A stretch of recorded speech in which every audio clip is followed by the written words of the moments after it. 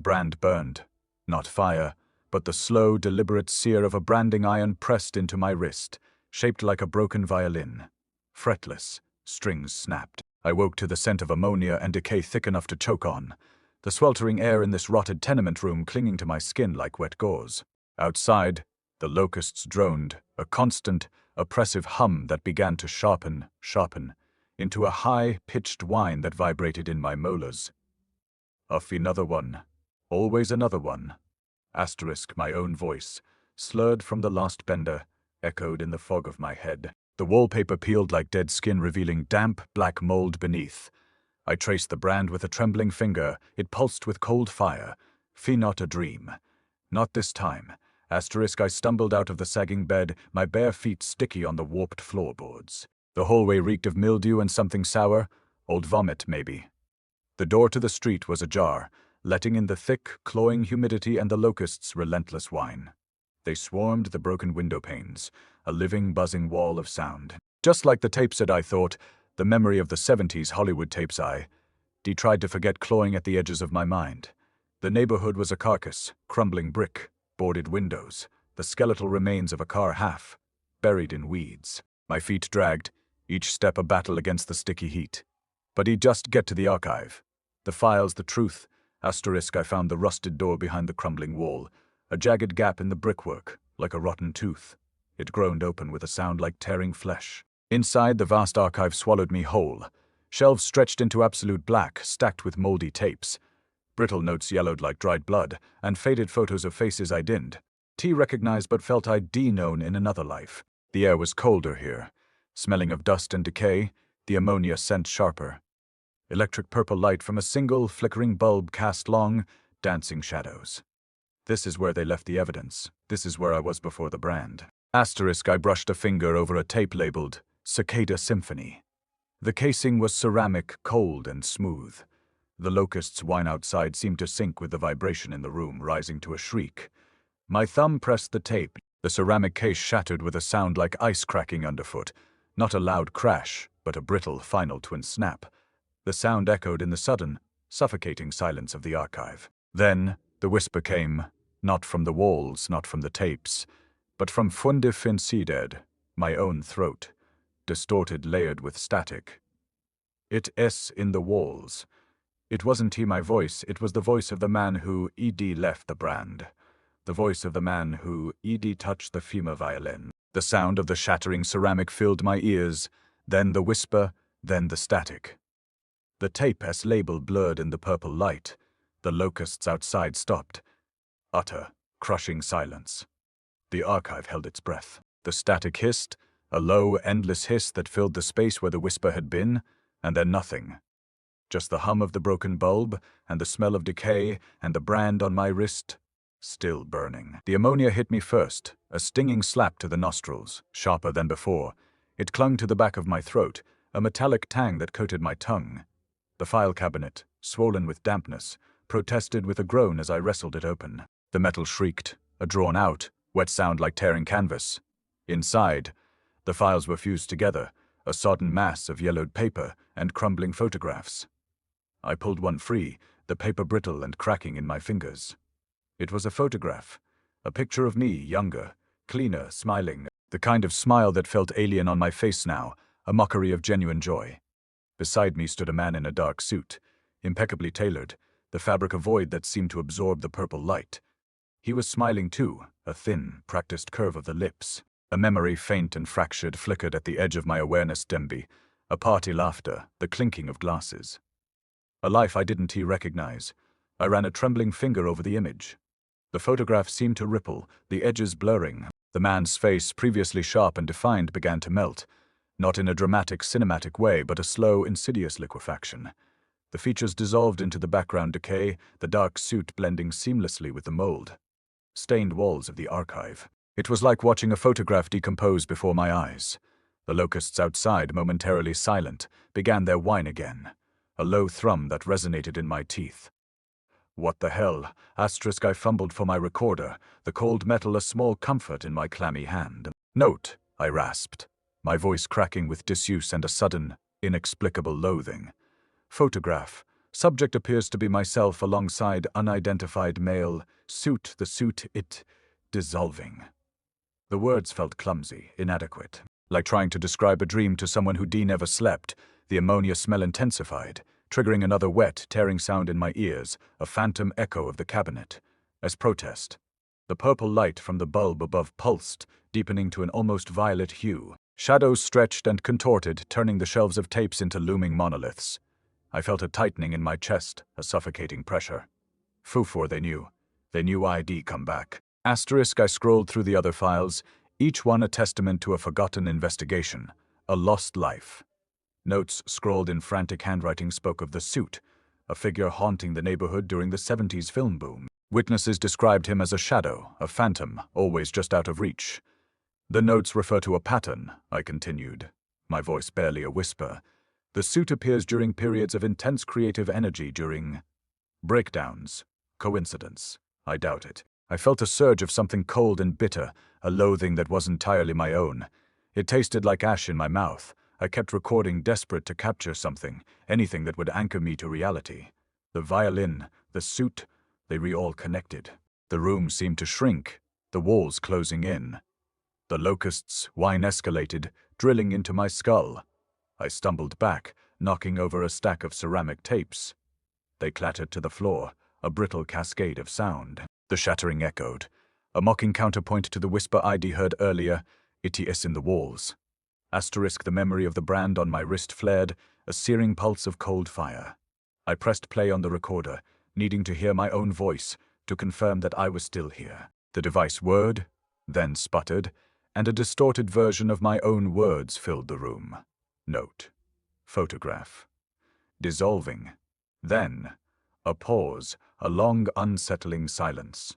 And then, a question, spoken in a voice that was both mine and not mine. A voice laced with a chilling, unfamiliar despair. Who twam I? The recorder shuddered violently, the tape ejecting itself with a sharp thud onto the floor. The ceramic shards crunched under my boots, a brittle chorus accompanying the escalating whine of the locusts. I knelt, retrieving the ejected tape. The suit's origin, I'd scrolled on the label with a trembling hand. The ammonia smell was thick enough to taste, clinging to the back of my throat like a shroud. I reached for another blank tape, the plastic cold and slick against my skin. A sound, a high-pitched, plaintive meow. It wasn't loud, but it cut through the locust's drone, a sliver of something alien in the oppressive silence. I froze, head swiveling. The shadows seemed deeper than before, pooling in the corners of the archive like viscous ink. Then I saw it, a cat, perched atop a stack of decaying film canisters, its form indistinct in the gloom. It was small, sleek, almost black. But the light caught its eyes, one a molten gold, the other a deep, unsettling violet. Heterochromia, an anomaly. The meow came again, a questioning sound, and I felt a prickle of unease crawl up my spine. It wasn't a friendly sound. It was observant, calculating. I dismissed it, attributing the sound to stress, to the fractured state of my own mind. Just a cat, I muttered, more to reassure myself than anything else. I pressed play on the recorder, intending to label the new tape. The machine whirred, then sputtered, the audio distorted, a low, guttural growl layered beneath my own voice. The meow returned, sharper this time, echoing the growl. It was Sundian the recording. I rewound, played it again. The meow persisted, a subtle corruption of the audio stream. It was as if the cat were mocking me, infiltrating the very fabric of my investigation. A wave of loathing washed over me, a bitter tide that threatened to drown me in its depths. Poof, they're messing with me. As I reached to press the stop button, a blur of black fur launched itself from the canisters. A rush of air, a flash of violet and gold, and the cat landed squarely on the console, its paws striking the tape dispenser. A sickening crunch. The tape, the label, everything shattered. A cascade of ceramic fragments rained down, a brittle, glassy explosion of sound. I reacted instinctively, lunging for the cat. It was surprisingly agile, weaving between my hands, a phantom in the shadows. I could feel its claws snagging on my sleeve, a brief, stinging sensation. Damn it, I roared, the sound swallowed by the archive's suffocating silence. The locusts seemed to intensify, their whine a frenzied chorus. I stumbled, my hand connecting with something cold and slick.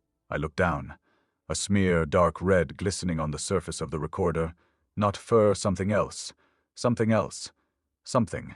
Wet.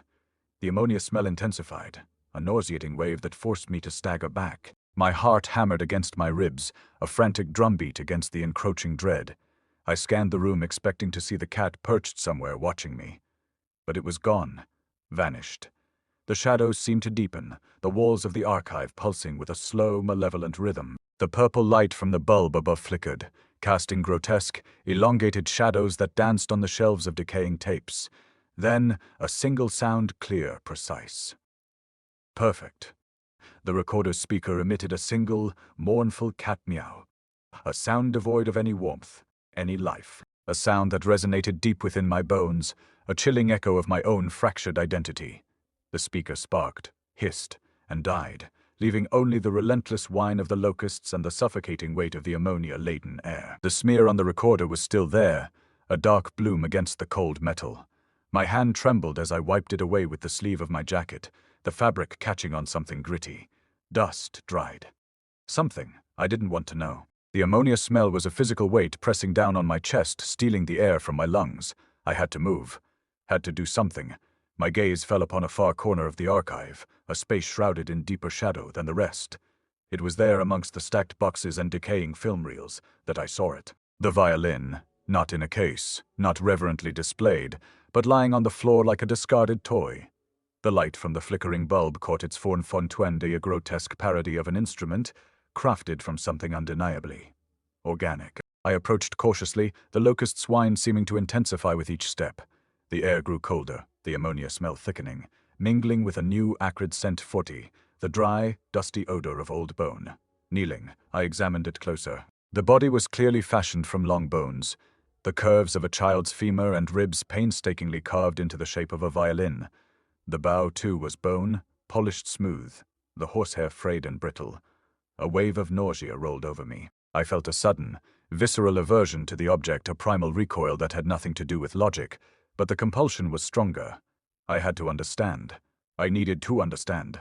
My fingers, clumsy and unresponsive, fumbled with the tuning pegs. The wood felt strangely warm beneath my touch, almost alive. I drew the bow across the strings. A discordant, grating sound erupted, a strangled cry that echoed through the archive. It wasn't music. It was a violation. Then, the light. The purple bulb above pulsed, its sickly glow intensifying, bathing the room in an electric violet hue.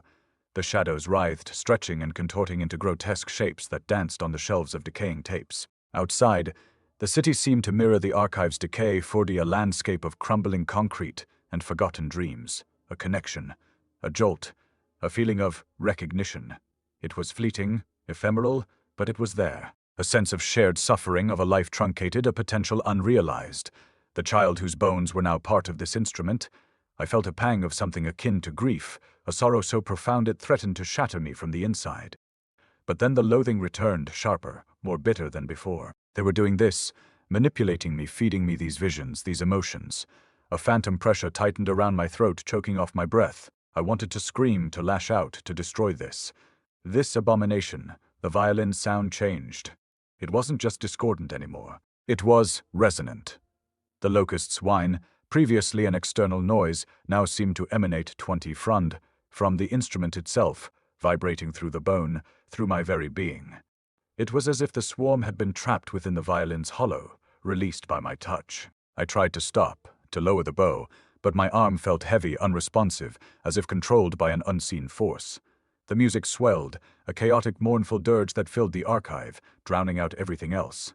The ammonia smell intensified, a suffocating wave that blurred my vision. Then, abruptly, silence. The music stopped. The purple light flickered, dimmed. The locust's whine faded. Everything went still. I stared at the violin, expecting it to explode, to reveal some hidden mechanism, some dark secret. Instead, it simply disintegrated. The body crumbled, the ribs and femur dissolving into a fine gray dust that swirled in the stagnant air. I watched, mesmerized, as the instrument reduced itself to nothing. A single splinter of bone remained, lying on the floor where the violin had been. It was small, sharp, and strangely warm. I reached for it, instinctively. As my fingers closed around the splinter, it crumbled further, leaving a gritty residue on my skin. And then nothing. The alley reeked. A viscous humidity clung to my skin, a film of sweat and something else. something ancient and putrid. Rot everywhere. Rot. The buildings leaned in, crumbling brick and peeling paint, suffocating the meager light. Each breath felt like inhaling decay. I stumbled forward, the archive a distant, fading memory. I had to move, had to escape the feeling of being watched, of being wrong. The locust's whine, a constant, maddening presence, seemed to intensify, vibrating in my teeth.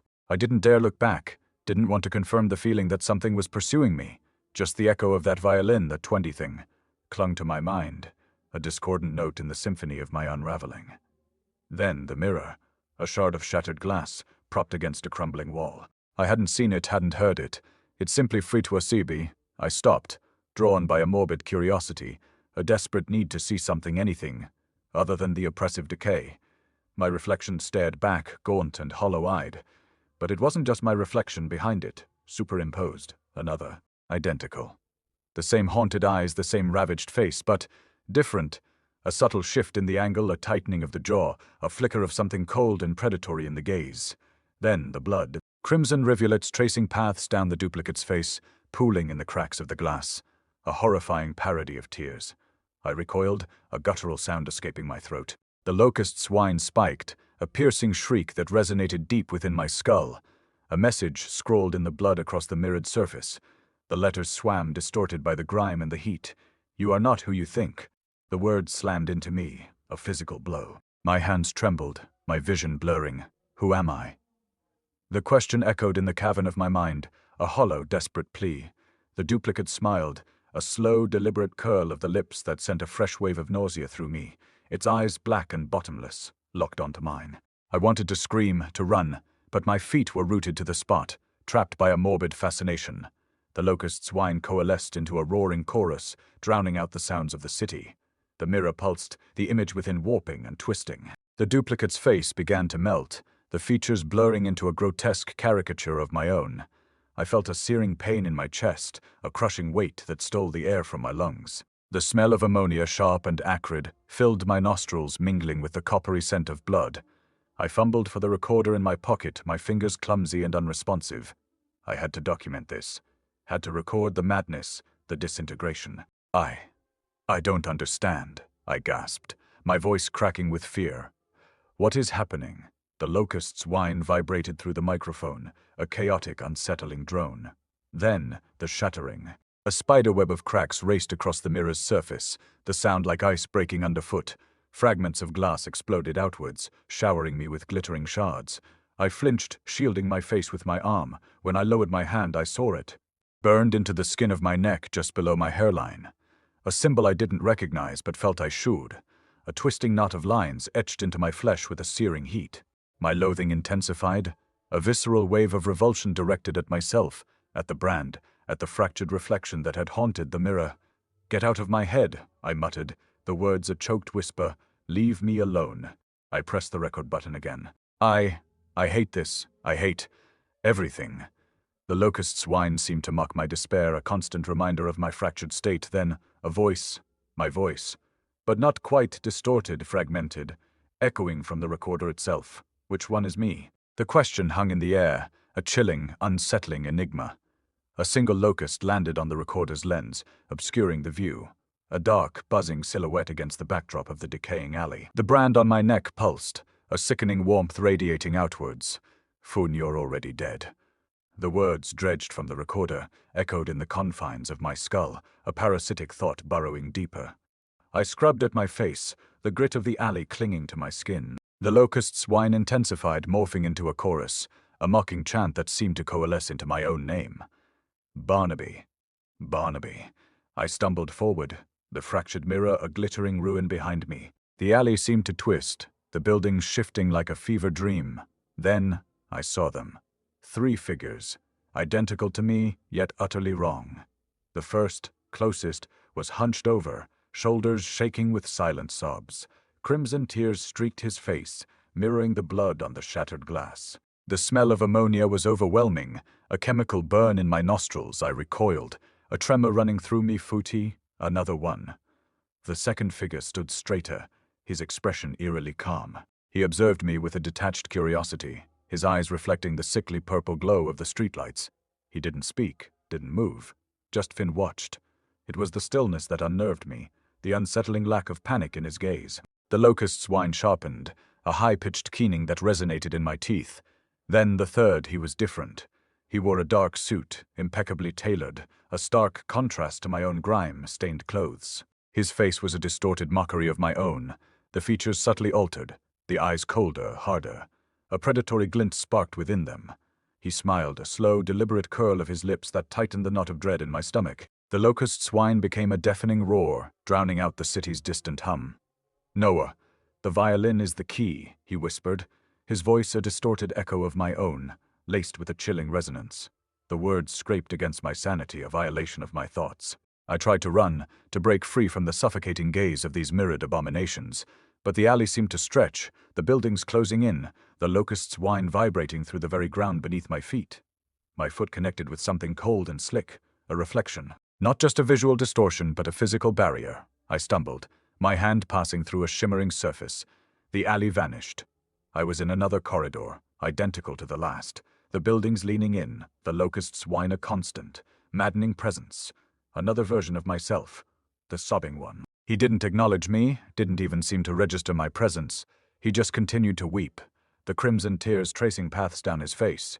The locust's whine shifted, mimicking his sobs, a grotesque parody of grief. I pressed onward, desperate to escape this labyrinth of reflections. Another corridor, another Barnaby. The one in the suit.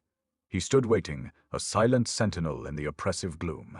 "You can't escape," he whispered, his voice echoing from the walls, amplified by the locust's whine. "There's nowhere to go." I turned, frantically searching for an exit, a way out of this mirrored prison. But every corridor led to another, identical corridor, each populated by a different version of myself, each a distorted reflection of my own fractured psyche. The locust's whine intensified, building to a crescendo, a deafening chorus of despair. I fumbled for the recorder, my fingers trembling. I'm trapped, I gasped, my voice cracking with fear. The locust's whine pulsed through the microphone, a chaotic, unsettling drone. I tried to focus, to document this madness, to cling to some semblance of reality. Then another whisper, not from the figure in the suit, not from the recorder, but seemingly from the air itself. "Phew, you're already dead." Safety would slammed into me, a physical blow stealing the air from my lungs. The locust's whine dissolved into a single, piercing shriek that resonated deep within my skull. The scent of ammonia intensified, a suffocating cloud that filled my nostrils. I staggered, my vision blurring. The reflections swirling around me, a vortex of distorted selves. The brand on my neck burned, a searing reminder of my fractured identity. The hiss of the recorder was ragged, mirroring the tremor in my voice. Barnaby Montgomery. Fugue, State Log 4. The echoes are getting worse. They're not just in my head anymore, they're layered. Like someone speaking over me. The locust's whine, a constant companion, seemed to amplify the tremor, a frantic buzzing that vibrated in the microphone. I scrubbed at my throat, the taste of dust and something metallic clinging to my tongue. I spoke again, forcing the words out. The reflections, they're not just visual, they're tangible. I can almost reach out and touch them. A meow, sharp and mocking, sliced through my recording. It wasn't a normal meow. It was a distortion, a guttural imitation of my own voice. I froze, my hand instinctively clamping down on the recorder. The cat. Always the cat. "Damn it," I muttered, the words muffled by the microphone. I tried to continue, to document, to understand, but the meows persisted, a chaotic overlay on my every syllable. The ammonia scent, sharp and acrid, filled the air, making my eyes water. I coughed, a dry hacking sound that echoed in the vast archive. The electric purple glow of the emergency lights cast long, distorted shadows across the towering shelves, transforming familiar objects into grotesque shapes. I stopped recording, the abrupt silence amplifying the locust's whine, now a low, persistent thrumming in my skull. I needed to find a way to block it out, to isolate the signal. But the cat seemed to anticipate my every move. It was a phantom, appearing and disappearing in the periphery, a silent observer of my unraveling. I turned away from the recorder, my gaze sweeping across the room. The file cabinets loomed, their metal surfaces cold and unforgiving. I remembered something, a file. Something about the violin. I began to search. The scrape of my fingers against the metal, a jarring sound in the oppressive silence. Then blackness, a sudden, absolute void. The locust's whine vanished. The ammonia scent disappeared. I was floating, suspended in nothingness, A silent scream trapped in my throat. I gasped, jolting upright. The electric purple light assaulted my eyes. I was back in the archive, slumped against a file cabinet. My head swam, a dull ache throbbing behind my eyes. I fumbled for the recorder, my fingers clumsy and unresponsive. It was gone. Panic clawed at my throat. Where was it? I scrambled to my feet, frantically searching the floor. Then I saw it, lying on top of a toppled file cabinet, the recorder's red light blinking mockingly. But the label, it was different. It read, "The Truth." I snatched it up, my fingers trembling. I pressed play. Only a high-pitched whine filled the air, a distorted, agonizing shriek that resonated deep within my skull. The locust's whine returned. A triumphant chorus. I looked up. The cat sat atop the overturned file cabinet, its heterochromatic eyes gleaming in the purple light. One eye was a sickly yellow, the other, a piercing blue. They reflected the archive, the chaos, my own fractured state. The ammonia scent was overwhelming, a suffocating cloud that choked the air. It tilted its head, a slow, deliberate movement that sent a shiver down my spine. The whine from the recorder intensified, a piercing screech that seemed to bore into my brain. It stretched, extending a paw towards the recorder, a slow, deliberate drag. The whine reached a fever pitch, then abruptly ceased. Silence, just the locusts, a constant, maddening presence. The cat's eyes fixed on mine, a predatory glint sparking within their depths. The air thickened, a palpable weight pressing against my lungs. Ammonia. It wasn't just a scent anymore. It was a physical presence, a corrosive fog clinging to the back of my throat. The locust's whine, a constant, insistent pulse, seemed to amplify the claustrophobia. I had to document this, had to prove it wasn't just the fugue states, the withdrawals. There was something wrong with this place. I started with the tapes. The first few I grabbed felt brittle, the plastic cracking under my touch. I fed them into the playback unit and each one delivered the same result. A searing, high-pitched whine, devoid of any discernible content. Static, complete erasure. A cold dread coiled in my gut. Someone, or something was. Something was systematically dismantling my work. The archive itself seemed to be mirroring my unraveling. Dust motes danced in the purple light, thicker than before, swirling like miniature cyclones. The wallpaper, once a faded floral pattern, now peeled away in strips, revealing a sickly green beneath. A dampness permeated the air, a pervasive chill that seeped into my bones. Each step I took echoed unnaturally loud, amplified by the oppressive silence that followed the whine of the failed tapes. I remembered meticulously labeling each recording, dating them, noting the precise location within the archive. Now, the labels were smudged, illegible.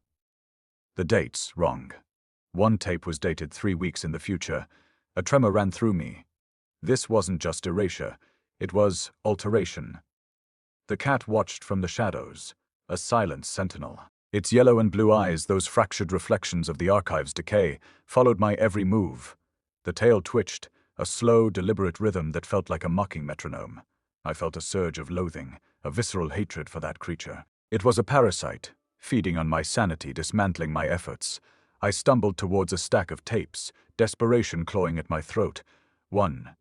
Just one might contain something salvageable. I fumbled with the casing, my fingers slick with sweat. The air grew heavier, the ammonia scent almost unbearable. I coughed, a ragged, hacking sound that bounced off the towering shelves. Then I saw it. A new brand. Not on my skin this time. On a photograph, a faded black and white image of a man in a dark suit, standing in front of the archive. I hadn't taken that photo, I didn't recognize that man. But the brand, it was there, seared into the image, a crude symbol etched into the fabric of the photograph itself. My breath hitched. They were coming for me, or rather, they were already here. I turned back to the tape, my hands shaking so violently I almost dropped it. It was labeled Fugue State Log 7 Fuven Violin Analysis. I had to hear it, had to understand the connection to that cursed instrument. I pressed play. A single, drawn-out meow resonated through the archive. It wasn't the distorted imitation of my voice from before. This was pure, unadulterated malice. And then a shattering, a sharp, crystalline crack that reverberated through the room. The recorder slipped from my grasp, hitting the floor with a dull thud. I stared at the wreckage. The casing was fractured, the delicate internal components splintered into 1,000 pieces. The locust's whine intensified, a triumphant crescendo. The ammonia scent choked the air. The cat sat amidst the debris, its heterochromatic eyes gleaming in the purple light. It tilted its head, a slow, deliberate movement. I felt a wave of despair wash over me, a crushing sense of futility. I scanned the remaining tapes, a frantic, desperate search. Most were ruined, their labels blurred, their contents erased. But one remained. I picked it up, my fingers tracing the faded label. It was almost illegible, the ink smeared and distorted. I squinted, trying to decipher the writing. Fugue. It started with fugue. The world swam back into focus, a sickly purple haze clinging to the edges of my vision. The ammonia smell was almost overwhelming, a physical assault on my sinuses. My head throbbed, a dull, persistent ache that resonated with the incessant whine of the locusts. Where? I was kneeling. The cold, damp concrete pressed against my knees, the chill seeping into my bones around me, towering shelves stretched into the gloom, crammed with the decaying remnants of my work. I felt wrong, disoriented. A flicker of a memory not mine surfaced, a sun-drenched film set, the smell of popcorn and sweat, a laugh that wasn't my own. It vanished as quickly as it appeared, leaving behind a residue of unease, fugue. Another one? I tried to recall the sequence of events, the last thing I remembered, but my mind was a fractured mirror reflecting distorted fragments. My hands trembled as I pushed myself to my feet. The archive seemed different, subtly altered. The wallpaper, the faded floral pattern I'd painstakingly documented, was now a swirling vortex of purple and black. The dust motes danced with an unnatural luminescence like tiny, malevolent eyes, a violin. I felt an inexplicable compulsion, a magnetic pull towards a corner I didn't recognize. There it was, leaning against a shelf, bathed in the sickly purple light. A violin, not just any violin, the one. The instrument crafted from the femur and ribs of a child. Its wood gleamed, unnaturally smooth, reflecting the purple light in a way that made my stomach churn. A memory, sharp and vivid, slammed into me, a crowded theater, the smell of old velvet, the sound of applause. I was on stage, bathed in the spotlight, the violin pressed against my chin. I was swing playing. The locust's whine intensified, morphing into a discordant drone that resonated within my skull. Another memory, a dark suit, a face obscured by shadows, a voice whispering promises of power, of artistry. He wanted the violin, he wanted me. I felt a surge of loathing, a visceral disgust for the man in the suit, but it was intertwined with something else, something darker, something.